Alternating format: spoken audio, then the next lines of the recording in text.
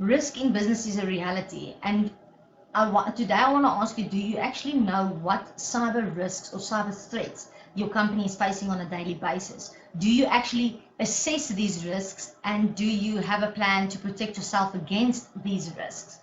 Give me the next few minutes and I'm going to show you the 4 steps we use to minimize our business clients' risks on a daily basis.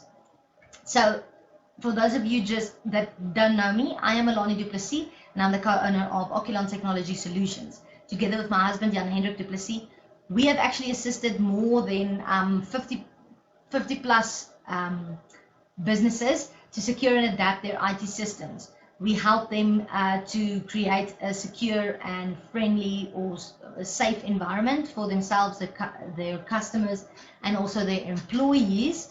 And then we ultimately get them to a place where they can actually run their business worry-free without having to worry about the cybersecurity, because it is already in place. So I have created this awesome cybersecurity starter kit. It gives you the 6 most essential aspects of cybersecurity that needs to be in your company implemented. I've got a checklist that you can tick off. So please pop me a comment below and I will actually send you the link to download this cybersecurity starter kit, and you can start implementing it in your business today. But for now, I want to chat to you guys about the 4 steps we use to minimize our business clients' risks. So we have network protection, device protection, data protection, and then employee protection. This is the 4 pillars that we normally use. So network protection is the first point of access. This is to secure your company network against unauthorized access, any misuse, any disruption, modification, or destruction of your actual network. So we look at 4 things. We install firewalls, which manages the incoming and outgoing traffic for your network. Then VPN is a remote access to your network.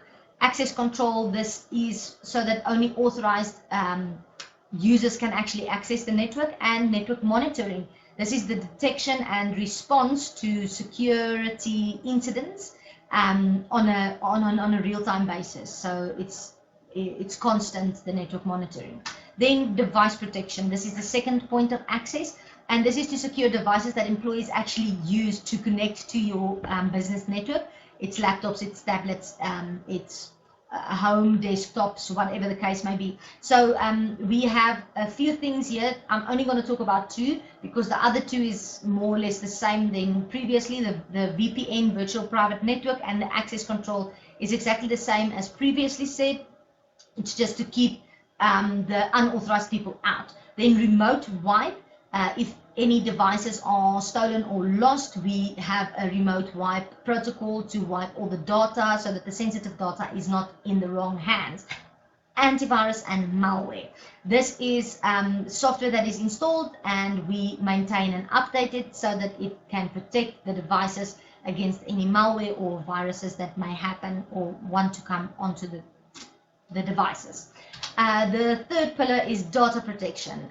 This is to secure and protect the sensitive and critical data of your company or organization. There is 4 things. So we have data encryption. It's an added layer of protection onto your data.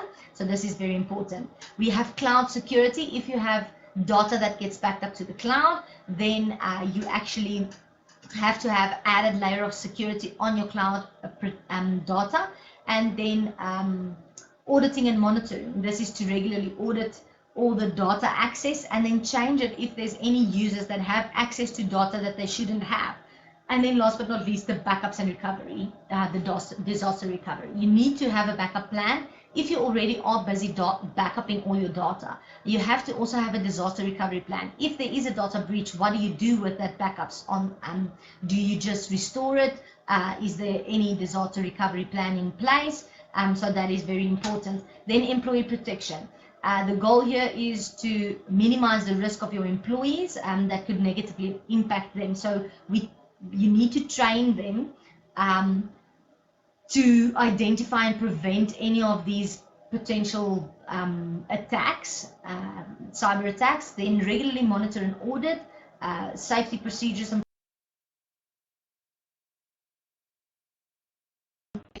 Employee participation is very, very important. You need to encourage your employees to participate. And then risk assessment. This is just to assess and identify the potential risks and then actually stopping the potential risks from happening. Important things to remember. It's an ongoing process. This is not something that you do once and then it's finished. Because technology is adapting and evolving by the day or by the second, if I can say that.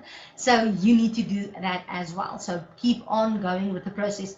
Keep on monitoring, keep on reviewing, keep on updating. So prioritizing the risk is also important. You need to check if you've identified the potential risks, you need to check which one is more likely to have an effect on your company immediately and which one is not. And then you need to prioritize the ones that are actually more potential, has a higher potential to actually affect your business.